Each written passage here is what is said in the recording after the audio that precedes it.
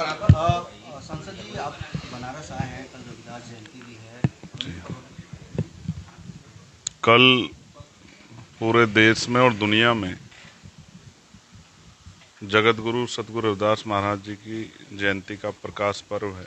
बहुत सारे जगहों पर नगर कीर्तन होगा, बहुत सारी जगह शोभा यात्राएं निकलेंगी और धार्मिक आयोजन को अच्छी तरह से जो उसका वो कल का दिन अच्छा बीत जाए, ऐसी भी मैं प्रार्थना करता हूं। लेकिन मैं यहाँ ये भी कहूँगा कि उत्तर प्रदेश की सरकार ने जिस तरह से कल के दिन पेपर करवा के और अवकाश ना घोषित करके और स्पेशली कोई इस तरह के जो है निर्देश ना देके कि वो इस आयोजनों में प्रशासन और पुलिस और तमाम तरह से जो है हर विभाग जो आगे बढ़ चढ़ के जो इसको आयोजन को कामयाब कराए, ऐसी कोई जो निर्देश उत्तर प्रदेश सरकार ने नहीं दिए।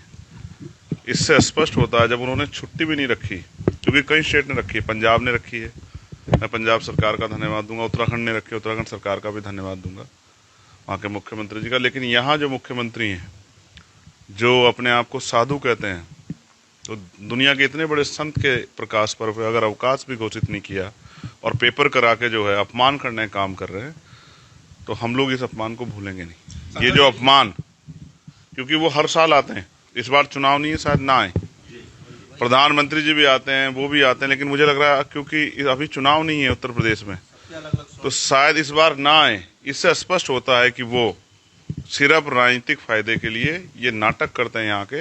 अगर उनकी जरा से भी आस्था या उनमें सम्मान होता, इतने बड़े संत जिनका पूरी दुनिया में नाम है, जिनकी पूरी दुनिया में प्रचार है, पूरी दुनिया से यहाँ का लोग आएंगे, देश विदेशों में उनकी जो है प्रकाश पर्व मनाया जा रहा है, लेकिन यहाँ की सरकार ने जिस तरह से जो है अपमान करने का काम किया, मेरा मन दुखी है। जब हम अधिकारियों से बात करते हैं तो वो मना कर देते हैं। मैंने आज हाउस में भी उठाया कि नई परंपरा नहीं शुरू कराएंगे, लेकिन अन्य धर्मों को तो जो है आप आर्थिक मदद भी कर रहे हैं और पुलिस लगा के, सारा व्यवस्था लगा के, अधिकारियों को लगा के वो आयोजन सफल भी करा रहे हैं। तो इसका मतलब आप जो सतगुरु रविदास जी महाराज में, जो संत कबीर जी में, जो भगवान बुद्ध में आस्था रखने वाले जो लोग हैं, उनकी भावनाओं का सम्मान नहीं करते। आप उनकी भावनाओं को आज जो है आपने नीचा दिखाने का काम किया। मैं गांव-गांव जाके लोगों के सामने बात बताऊंगा जो अपमान उत्तर प्रदेश सरकार ने किया, इस अपमान को हम लोग भूलेंगे। राहुल गांधी भी आते थे, प्रियंका गांधी आती थी, अखिलेश यादव भी आते थे। ये पहला मौका है, अखिलेश यादव भी को निमंत्रण गया है, लेकिन बड़ा नेता नहीं है, नहीं तो पहले स्लॉट बनता था कि 2 घंटे में ये दर्शन करेंगे, उसके बाद ये। मैं आज आपको स्पष्ट तो हो गया कि उनकी जो भागदौड़ है वो चुनावी है और चंद्रशेखर आजाद की जो भागदौड़ है वो सच्ची है। वो इन महापुरुषों के त्याग, बलिदान, संघर्ष और योगदान के प्रति वो समर्पित भावना है और इनकी बाकी लोगों की भावना राजनीतिक है। मैं किसी को बुरा नहीं कहता, लेकिन ये तो वो दर है, यहाँ जो भी आएगा उसको संतों गुरुओं महापुरुषों का आशीर्वाद मिलेगा।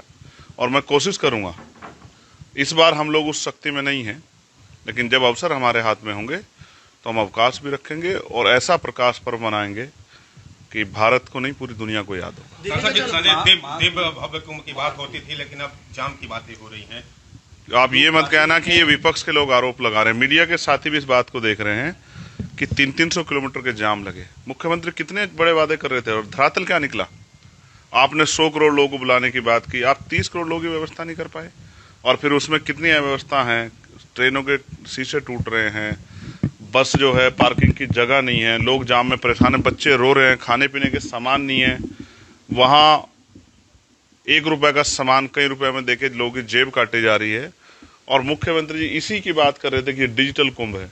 ये डिजिटल कुंभ नहीं, ये डिजिटल लूट है जो उत्तर प्रदेश की सरकार जो है गरीबों के साथ कर रही है। जिन्होंने वादा तो किया सबको इन्विटेशन देके कि आ जाओ, और आज पुलिस बैरिकेडिंग लगा के रोक कर कह रही है कि वापस जाके अपने घर में और अपने ही कहीं नहा लो। ये जो आस्था का अपमान इवेंट बना के आपने किया है, इसका जो है समय आने पे जनता भी आपको सोच समझ इसको वापस दे, क्योंकि बहुत सारे ऐसे लोग हैं जिनको अभी तक अपने परिवार के लोगों का नहीं पता लगा कि वो कहाँ है।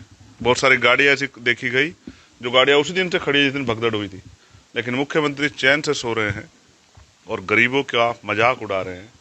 मैंने इतने निर्लज मुख्यमंत्री और सिर्फ एडवर्टाइजमेंट वाले मुख्यमंत्री नहीं देखे, जिनका काम है सिर्फ हर चीज़ का प्रचार करना और धरातल पे कुछ भी जनता को उसका फायदा होता नहीं। आंकड़ों को लेकर के आपका पॉइंट ऑफ व्यू क्या है, क्योंकि सरकार ने तीसरी आंकड़ा दिया है जिसमें से 6 लोग को अभी भी जो मृत्यु प्रमाण पत्र है वो नहीं मिला। क्या यहाँ TV9 वाले हैं? जी। आपने नहीं देखा? वो आप ही के साथी हैं, किस तरह उनको धक्के दे दे के भगाएगा जब वो अपनी बात करे थे। मैं मीडिया के साथियों का धन्यवाद दूंगा कि उन्होंने धरातल की सच्चाई दिखाने काम करा, वरना सरकार तो इसको भी डिनाई कर रही थी। क्या कहा सरकार ने कि भगदड़ हुई है, पुलिस के अधिकारियों ने क्या कहा? सिर्फ भगदड़ हुई है, छोटी सी भगदड़ है। और किस तरह लाशों के अंबार लगे हुए थे, किस तरह लोग रो रहे हैं, और उनसे कहा जा रहा है कि डेड बॉडी तब मिलेगी जब आप ये एक्सेप्ट करोगे, लिख कर दोगे कि ये भगदड़ में इसकी जान नहीं गई है। राहुल गांधी भी दर्शन स्नान करने जा रहे हैं, आप जाएंगे कि नहीं? महाकुंभ में डुबकी लगाएंगे? मैंने कहा मन चंगा तो कटौती में गंगा। जिसका मन साफ सुथरा है उसे कहीं जाने की जरूरत नहीं है। मैं आपको स्पष्ट कर दूं, जिस तरह की अव्यवस्था है और लोगों के मन में भय पैदा हो रहा है कि जो लोग चले गए वो सही सलामत वापस आ जाए, वरना अगर जान चली गई तो कोई बाबा खड़ा होकर कह देगा कि इनको मोक्ष मिल गया। राहुल गांधी जी भी जा रहे हैं, राहुल गांधी जी भी वो उनकी इच्छा है। देखो अपनी अपनी आस्था का विषय है, कोई किसी को ना रोक सकता ना बाध्य कर सकता। लेकिन हजारों लोग मरे हैं उस महाकुंभ में, तो इसमें आप क्या कहना चाहेंगे? वीआईपी कल्चर को किस तरीके से देखते हैं कुंभ में? वीआईपी कल्चर मुख्यमंत्री जी की देन है, ये उनका डिजिटल उपज है कि वीआईपी कल्चर होना चाहिए। वो बांट रहे हैं। वो तो कह रहे थे यहाँ कोई छोटा बड़ा नहीं है, यहाँ कोई जाति धर्म नहीं है, लेकिन वीआईपी कल्चर को उन्होंने बताया कि उनकी सरकार में उनके चहितों के लिए वीआईपी कल्चर रहेगा, बाकी जनता कहीं धक्के खाए उनको इससे फर्क नहीं पड़ता है।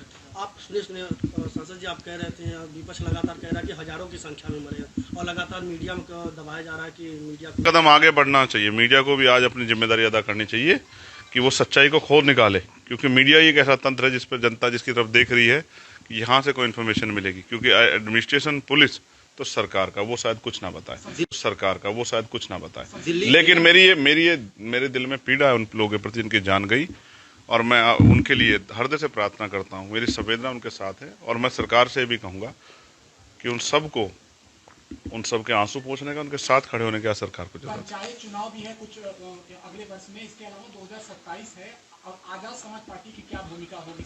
आप 3-4 दिन पहले पंचायत चुनाव का जिक्र कर देते तो शायद बहुत सारे नेता यहाँ आ जाते, तो आपने देर से जिक्र किया इसलिए नेता यहाँ नहीं आए। तो मैं फिर ये कहूँगा कि हमारी तैयारी चल रही है, और हमारी तैयारी आपको जमीन पे दिखाई देगी। अगर डाका ना पड़े जैसा मिल्कीपुर में पड़ा, डकैती ना हो वोट के साथ, लूट ना हो, आपको नहीं पता क्या लूट हुई? क्या अधिकारी क्या कर रहे थे?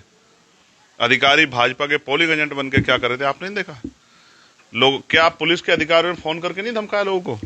वो ऑडियो भी गई है लोगों के सामने, उसमें मुकदमे भी दर्ज हो रहे हैं कि मैं देख लूंगा। ये जो तानाशाही है, ये तानाशाही का जवाब जनता आने वाले समय में देगी। आपको लगता है बहुमत के साथ भाजपा ने सरकार बनाई, तो क्या लगता है कि 2027 में आप लोग के लिए कठिन नहीं? मैंने कहा कि धनबल जीत गया और जनबल हार गया, वोटों वाले हार गए और नोटों वाले जीत गए। पैसे के आधार का चुनाव गरीबों को आगे बढ़ने का रास्ता रोक देगा। गरीबों को अपने रास्ते बनाने पड़ेंगे, तब जाके बात आगे बढ़ेगी।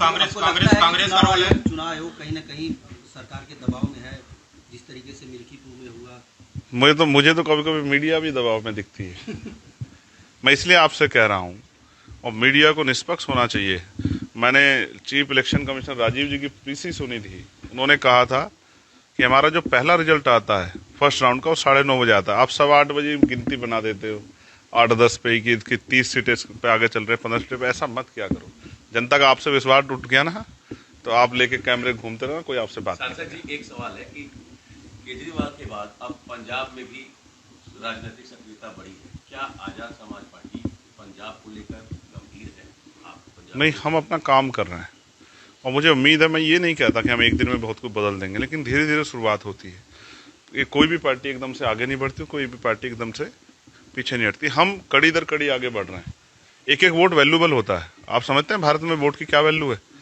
आदमी अपने भाई कैसे वोट नहीं देता, अपने पिता कैसे वोट नहीं देता, अपने माँ के कैसे वोट नहीं देता, अपनी पत्नी कैसे वोट नहीं देता। वोट बहुत इंपॉर्टेंट है, और हम धीरे धीरे कोशिश कर रहे हैं कि वोट जो जनता प्रयोग कर रही है वो वोट सोच समझ के करे, और उसका फायदा पॉलिसी के रूप में उनको हो, तो अच्छी सरकारों की जरूरत है। मौजूदा सरकार परिणाम के बाद ये स्पष्ट हुआ, इंडिया गठबंधन के जो बड़े नेता हैं जैसे फारूक अब्दुल्ला, उन्होंने एक नसीहत दी है। उन्होंने कहा है कि आप इसी तरह अगर लड़ते रहेंगे तो कहीं ना कहीं आगे आने वाले चुनाव में आपको ऐसे ही परिणाम देखने को मिले। आपको क्या लगता है, इंडिया गठबंधन में कहीं सब? इंडिया गठबंधन नहीं है, सत्ता की लड़ाई है। हरियाणा भी आपने देखा और दिल्ली भी देखा, सिर्फ सत्ता की लड़ाई। और महाराष्ट्र में भी आपने देखा, उत्तर प्रदेश के एक दल को जो इसी अलायंस का हिस्सा था, किस तरह से उनको अपमानित किया गया। ये सब आपने देखा, मैंने भी देखा और दुनिया भी देख रही है कि संविधान को बचाने की बात करने वाले लोग सिर्फ कुर्सी पे बैठने का प्रयास कर रहे थे, और अब वो कुर्सी जो है, जब वो वाला चुनाव खत्म हो गया तो स्टेट की कुर्सी पे अपने अपने आप आगे बढ़ने का प्रयास कर रहे हैं। इससे जनता का शायद भला ना हो। बाबा साहब को लेकर जो मौजूदा सरकार है वो बहुत गंभीर दिख रही है। वो बाबा साहब की चर्चा बार बार करती है और आरोप कांग्रेस पर लगाती है कि बाबा साहब का सम्मान कांग्रेस के समय में नहीं हुआ। हम बाबा साहब के सम्मान करने वाले लोग हैं। मुख्यमंत्री भी बार बार कहते हैं, यूपी के नरेंद्र मोदी जी भी करते हैं। ठीक है, आपका क्या विचार है कि क्या वाकई एनडीए गवर्नमेंट कल का जो अवकाश नहीं है और कल के लिए जो निर्देश नहीं दिए गए, ये इस बात का उदाहरण है कि वो बाबा साहब का या संतों का कितना सम्मान करते हैं। हाथ कंगन को आरसी क्या और पढ़े लिखे को फारसी क्या, प्रत्यक्षों प्रमाण की जरूरत नहीं थी। कल का दिन मैं आपको ऑर्डर दिखा दूंगा, उत्तराखंड गवर्नमेंट, वहां भी भाजपा की सरकार है, मैं उनका ऑर्डर दिखा दूंगा। उन्होंने कहा है कि सभी गुरु घरों पे स्वच्छता और उनको सजावट की और उनका इंतजाम जो है अच्छा किया जाए। पंजाब सरकार ने उनसे पहले किया, लेकिन उत्तर प्रदेश की सरकार सिर्फ एडवर्टाइजमेंट करती रह गई और पेपर करा रहे हैं। पेपर करा के जो है बच्चों को इन्वॉल्वमेंट करके उस तरह से उनकी हमारी धार्मिक आस्था को ठेस पहुंचा के अपमान करके जो है तमाशा देखने वाले मुख्यमंत्री को मैं आपसे आज वादा करता हूं कि मैं ये बात लेके कमजोर वर्गों के बीच में जाऊंगा कि उत्तर प्रदेश की सरकार ने कैसे हमारी आस्था का और हमारे धार्मिक उत्सव का मजाक बनाया, कैसे हमारे सतगुरु रविदास जी महाराज का अपमान किया। लेकिन यही मुख्यमंत्री तो कहते हैं कि कुंभ में जो भगदड़ हो इसके पीछे लोग पहले दिन से ही साजिश करने में लग गए थे। कहाँ है कि फिर मुख्यमंत्री अगर साजिश नहीं रोक पा रहे हो तो क्यों कुर्सी बैठे चिपक के? छोड़ दो कुर्सी, किसने रोका है आपको? For exclusive and insightful videos, subscribe to our new channel ABP Live Premium.